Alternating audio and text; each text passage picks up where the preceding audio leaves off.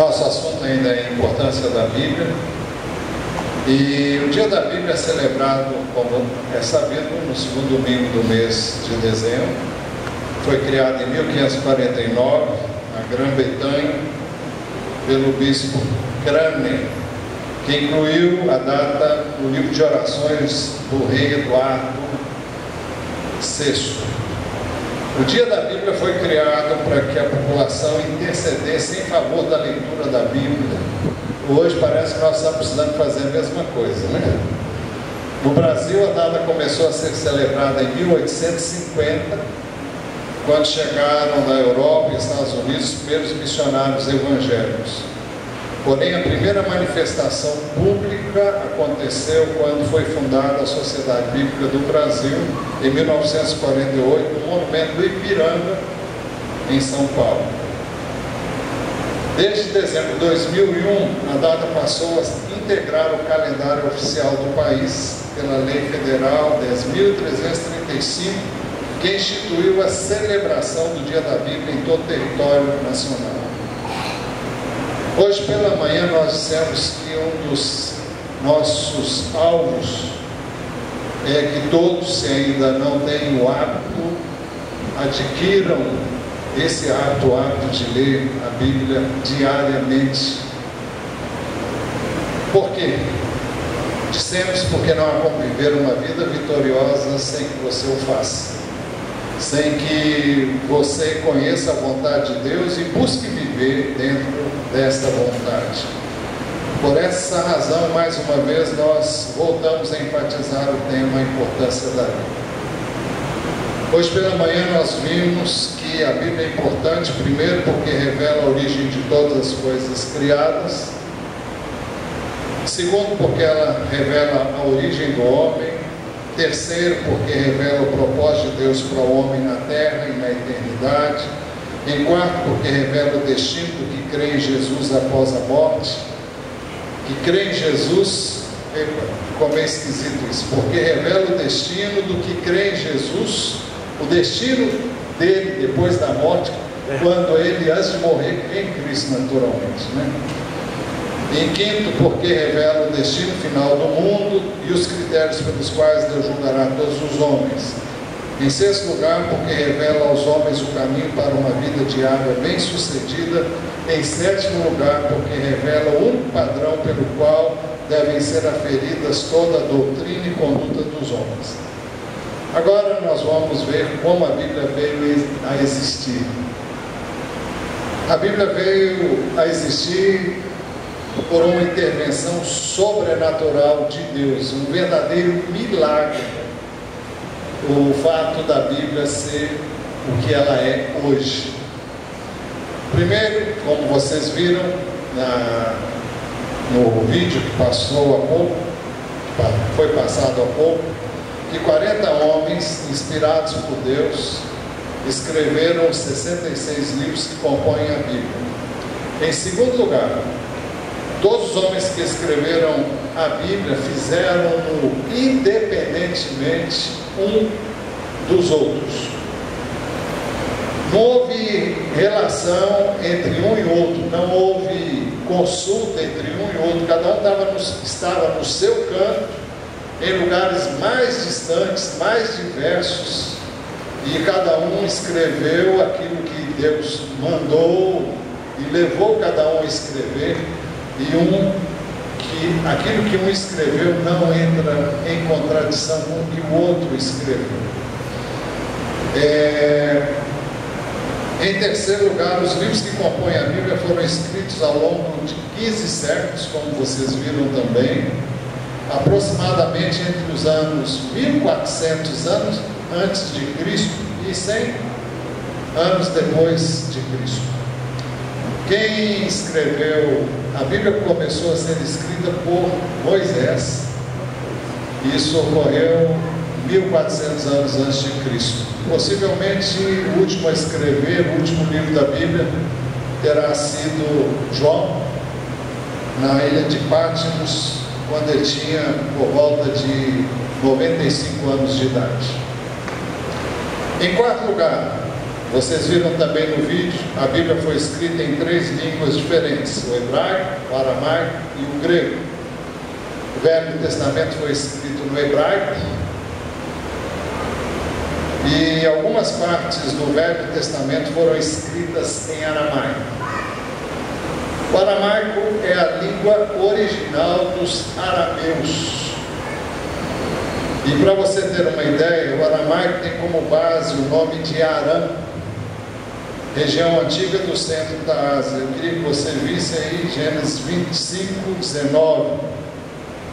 O texto diz assim: esta é a história da família de Isaac, filho de Abraão. Abraão gerou Isaac, o qual aos 40 anos se casou com Rebeca, filha de Betuel, o arameu de Padã Aram, e irmã de Labão, também arameu.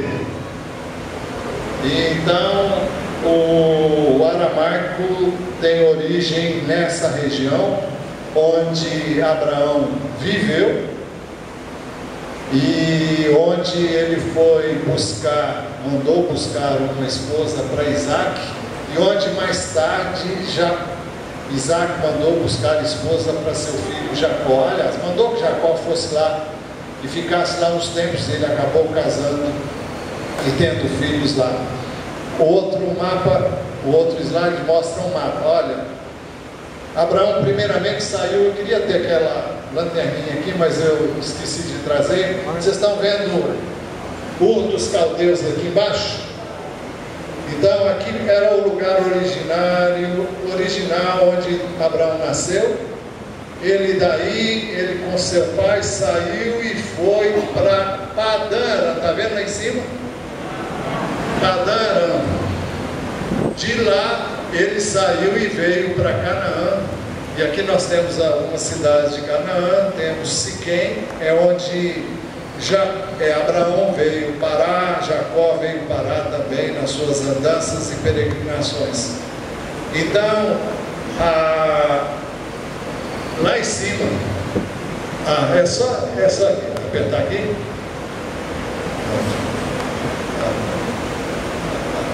É só para isso. Então, recordando, Abraão nasceu aqui com a sua família, com seu pai veio aqui seu pai morreu, ele veio aqui para a terra de Israel, a terra prometida, e aqui são cidades que a gente conhece: Siquém, Jerusalém, Berseba, e são cidades das peregrinações deles e outras mais.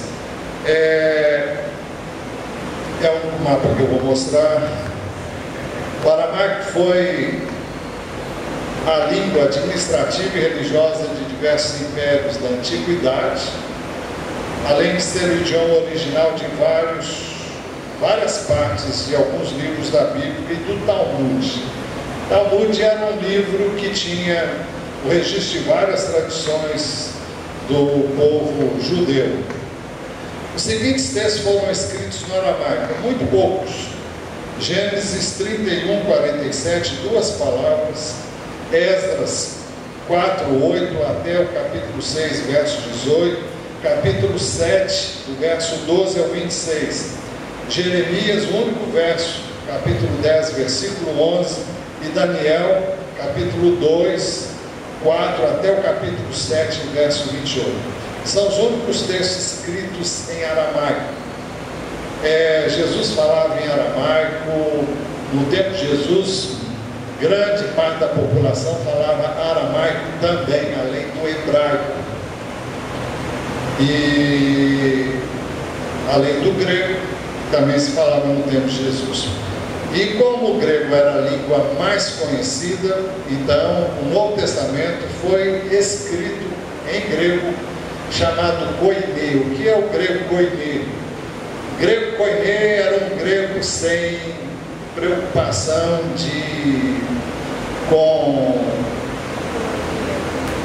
me falta a palavra. Não havia preocupação com regras e normas de gramática, exatamente. Por exemplo, nós vai, nós foi, seriam coisas dessa natureza.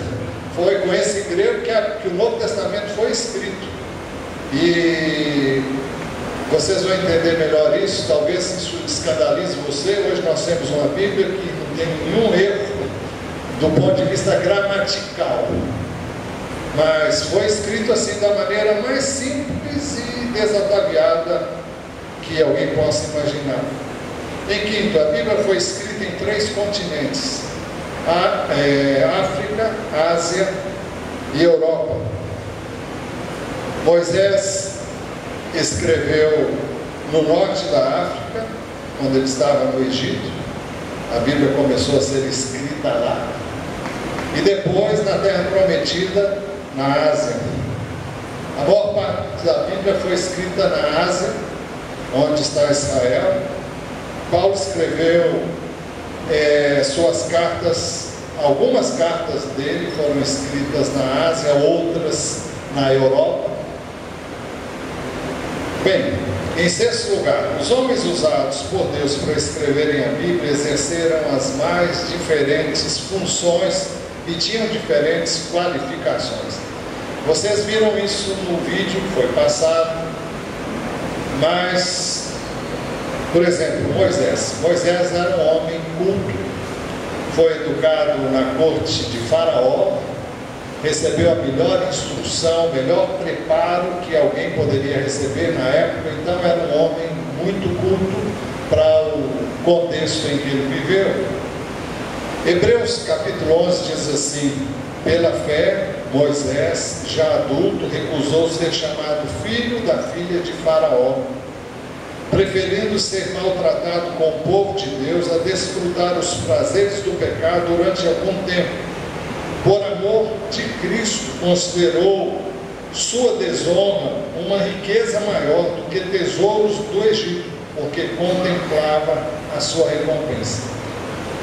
Essas palavras são ditas para mostrar que Moisés abandonou tudo aquilo que ele tinha em termos não só de opulência, de riqueza, de privilégios, como foi criado como filho da filha de Faraó e foi adotado por ela, todos nós conhecemos a história, e usufruiu de tudo que havia de melhor.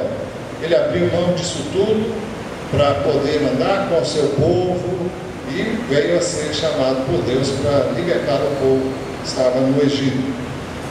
Amós escreveu o livro que nós conhecemos como o livro do profeta Amós, e certa vez ele foi inquirido quanto ao fato de estar profetizando no reino do norte, e Amós respondeu a Amazias: eu não sou profeta, nem pertenço a nenhum grupo de profetas, apenas cuido do gado e faço colheita de figos silvestres. Mas o Senhor me tirou do serviço junto ao rebanho e me disse: vá, profetiza a Israel, o meu povo. Agora ouça então a palavra do Senhor.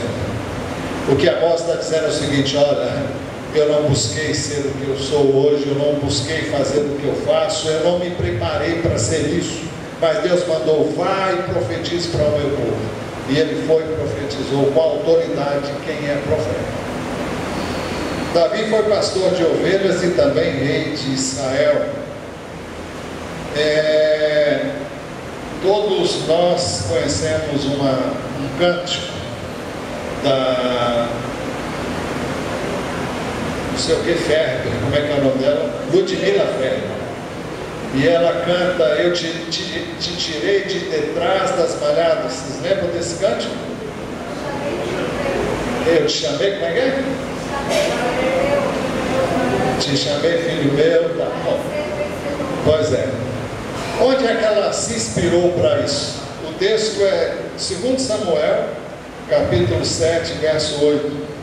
Agora, pois, diga ao meu servo Davi, é o Senhor mandando que Natã dissesse a Davi: assim diz o Senhor dos Exércitos, eu tirei das pastagens onde você cuidava dos rebanhos. A outra versão diz assim: tomei-te da malhada de detrás das ovelhas, para ser o soberano de Israel, o meu povo. A outra versão diz: para que fosses príncipe sobre o meu povo, sobre Israel. 2 Samuel 7,9: sempre estive com você por onde você andou, e eliminei todos os seus inimigos. Agora eu farei tão famoso quanto os homens mais importantes da terra. Quanto a você, sua dinastia e seu reino permanecerão para sempre diante de mim. O seu trono será estabelecido para sempre. Isso para mostrar que ele foi pastor de ovelhas e veio a ser rei de Israel, história que todos sabem. Podemos dizer que Davi foi profeta também, porque vários dos seus escritos são proféticos, vários dos seus salmos são proféticos. Quando você lê o Salmo 22, que descreve a agonia, a dor e o sofrimento de Jesus, parece que você está vendo tudo aquilo que Jesus passou. E quando você lê outros salmos que Davi escreveu, onde ele descreve coisas que foram ditas profeticamente e vieram a se cumprir. São vários os textos bíblicos do Novo Testamento escritos por Davi na condição de profeta. Lucas escreveu o Evangelho de Lucas e o livro de Atos dos Apóstolos, era médico. E Paulo, quando escreveu a Epístola aos Colossenses, capítulo 4, verso 14, diz assim: Lucas, o médico amado, e Demas enviam saudações. Lucas acompanhou as viagens de Paulo e Lucas esteve presente em grandes acontecimentos que são narrados no livro de Atos. Se você observar com calma ao ler o livro de Atos, você vai observar quando ele fala de terceiros e quando ele fala de pessoas numa cena, num acontecimento onde ele também estava presente. E ele acompanhou Paulo, o apóstolo, em várias das suas viagens. Pedro e João, como já foi dito também naquele vídeo, eram pescadores, mas eram homens iletrados, incultos. E alguém vai dizer: como é que eles escreveram seus livros? Por isso, esses erros, nós vai, nós foi, nós era, essas coisas que não se fala hoje aqui na cidade, e eu não sei nem se fala mais assim no interior, mas eu usei esse exemplo, talvez muito grosseiro, para que vocês entendessem que eles eram realmente homens iletrados. Naturalmente, os escritos de Paulo não tinham esses erros, mas os escritos de Pedro, de João e de outras pessoas que escreveram algumas das epístolas tinham esses erros. E não obstante, não deixou de ser a palavra de Deus. Deus usa homens, usa pessoas, e você sabe que Deus pode usar qualquer pessoa que Ele queira, pode não ter cultura nenhuma, Ele vai falar em nome do Senhor, e se é o Senhor que está falando, vai sair, as palavras podem sair erradas, gramaticalmente falando, mas você vai saber que é Deus que está falando. E com a Bíblia não é diferente. Atos 4 descreve a pregação de Pedro e João. Vendo a coragem de Pedro e de João, e percebendo que eram homens comuns e sem instrução, ficaram admirados e reconheceram que eles haviam estado com Jesus. Ao verem a intrepidez de Pedro, a outra versão diz assim, de João, sabendo que eram homens iletrados, incultos, admiraram-se e reconheceram que haviam eles estado com Jesus. Paulo era um homem, era intelectual, um homem culto e profundo conhecedor das Escrituras do Velho Testamento, e seu mestre foi Gamaliel, mestre da lei. Atos 5,34 diz assim: mas um fariseu chamado Gamaliel, mestre da lei, respeitado por todo o povo, levantou-se do Sinédrio. Gamaliel era um homem que era membro do Sinédrio, era uma pessoa de profundo conhecedor da lei, e era um dos 70 homens eruditos que compunham o Sinédrio. E ele foi um discipulador de Paulo no que diz respeito à lei. Paulo disse, está registrado em Atos 22, versículo 3: sou judeu, nascido em Tarso da Cilícia, mas criado nesta cidade, fui instruído rigorosamente por Gamaliel na lei de nossos antepassados, sendo tão zeloso por Deus quanto qualquer de vocês hoje. Então, Paulo era um homem culto. E eu não tinha anotado aqui, mas, bom, eu vou ler um outro texto ainda que está ali. Ele compareceu diante do rei Agripa, levado por Festo, que era governador da província da Judéia no tempo do Império Romano, e diante deles Paulo fez a sua defesa. Em Atos 26, 24, ele diz: a essa altura, Festo, Paulo estava pregando o Evangelho, fazendo a sua defesa, mas mandando balas, pregando o Evangelho, como ele sempre fazia, para as autoridades presentes. A essa altura, Festo interrompeu a defesa de Paulo e disse em alta voz: você está louco, Paulo? As muitas letras o estão levando à loucura. Respondeu Paulo: não estou louco, excelentíssimo Festo. O que eu estou dizendo é verdadeiro e de bom senso. Até as autoridades maiores do seu tempo reconheciam que ele era um homem culto e erudito. Escrevendo aos Filipenses, procurei violência, todo lado não achei, agora está aqui dentro da Bíblia.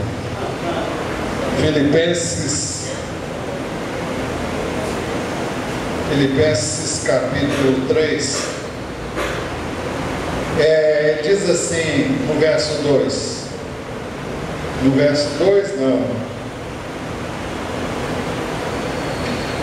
4, embora eu mesmo tivesse razões para ter tal confiança. Não, eu vou ler o 3, porque senão vai ficar sem entender.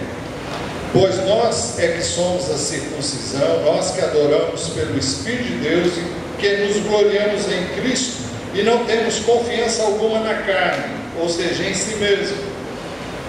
Embora eu mesmo tivesse razões para ter tal confiança. Por que ele tinha poderia ter, se quisesse, confiança em si mesmo, naquilo que ele era? Se alguém pensa que tem razões para confiar na carne, ainda mais.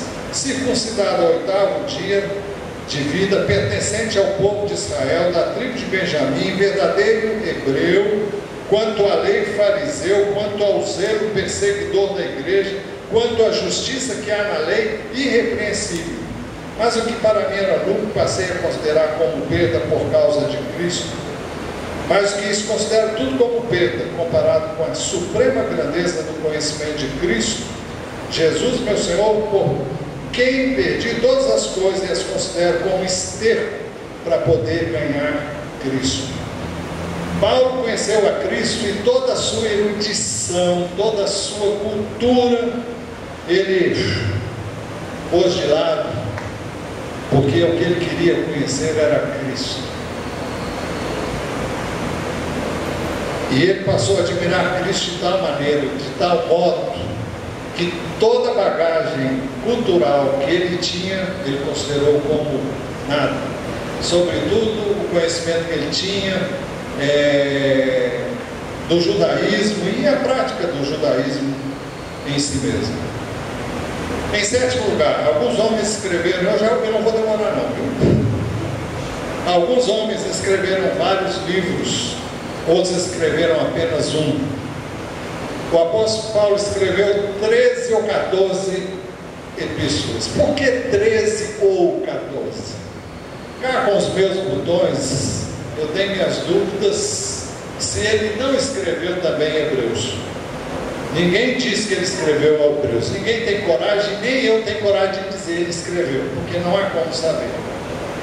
Mas existem algumas dicas, a maneira como ele fala em relação a Timóteo e outras coisas que deixam nos fazem pensar, mas não há como afirmar.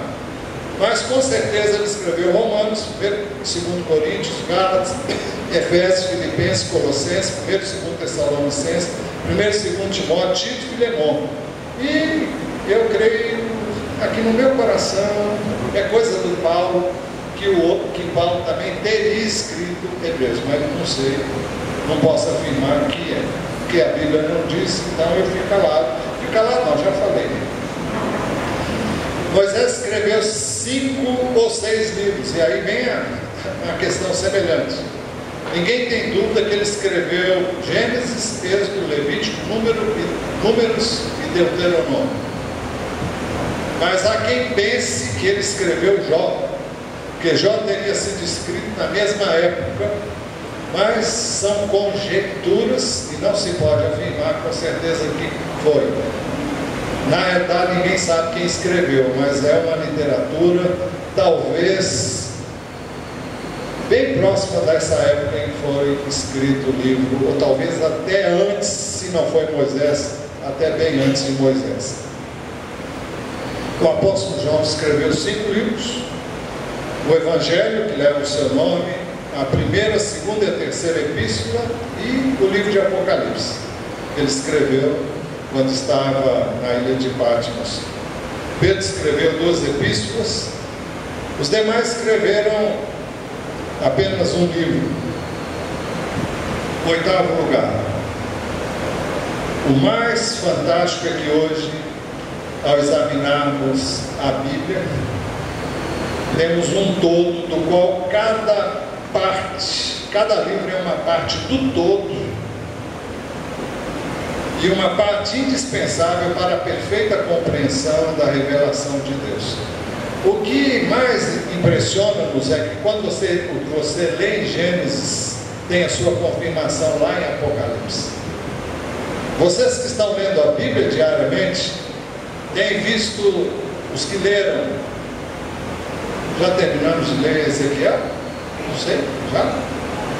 Mas quando lemos Ezequiel, você vê também, você pode comparar com algumas profecias de Apocalipse, e você vai ver, parece que Ezequiel está dizendo a mesma coisa que João disse no Apocalipse, e naturalmente com palavras um pouco mais, um pouco menos, variando um pouquinho a coisa, mas a essência é a mesma coisa. Isso se dá em todos os livros da Bíblia. Aquilo que é dito no Gênesis é confirmado em cada livro que você vai lendo, até chegar ao último livro da Bíblia. Então, é por isso que Paulo, escrevendo a Timóteo, ele diz assim: toda escritura é inspirada por Deus. E quando Paulo falou em escritura, naturalmente ele estava se referindo ao Velho Testamento. Eu não vou falar nessa noite sobre isso, talvez um pouco mais adiante, não sei quando, se nesse ano ainda ou não. Mas só para você saber, algumas Bíblias editadas pelas editoras católicas têm outros livros que nós chamamos de apócrifos. A Igreja Católica chama-os de deuterocanônicos. Mas sabe quanto tempo depois eles foram acrescentados depois de Cristo? 1540 anos aproximadamente depois da Bíblia já ser um todo. E Paulo, quando se referiu às Escrituras, era aquilo que existia na época de Cristo, era aquilo que se conhecia na época de Cristo.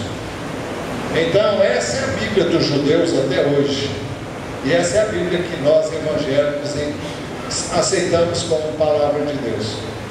Essa Bíblia não se contradiz, as suas palavras não militam uma contra a outra, mas uma confirma aquilo que o outro disse naquele e outro livro.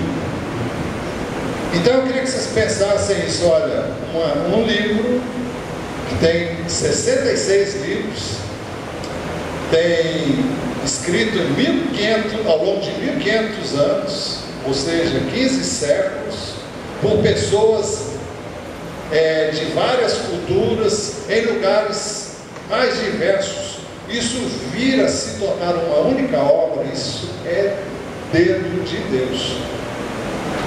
Jesus, quando veio, ele citou praticamente todos os livros que nós conhecemos como do Velho Testamento, e ele citou como palavra de Deus. Ele disse: errais não conhecendo as Escrituras nem o poder de Deus, quando ele estava falando acerca da ressurreição dos mortos. Então, Paulo a Timóteo diz: toda a Escritura é inspirada por Deus e útil para o ensino, para a repreensão, para a correção, para a instrução na justiça, para que o homem de Deus seja apto e plenamente preparado para toda boa obra. Conclusão: por estas e por muitas outras razões, a Bíblia, a palavra de Deus, deve ser lida, ouvida, estudada, memorizada e objeto de meditação diariamente. Você pode dizer amém? Amém.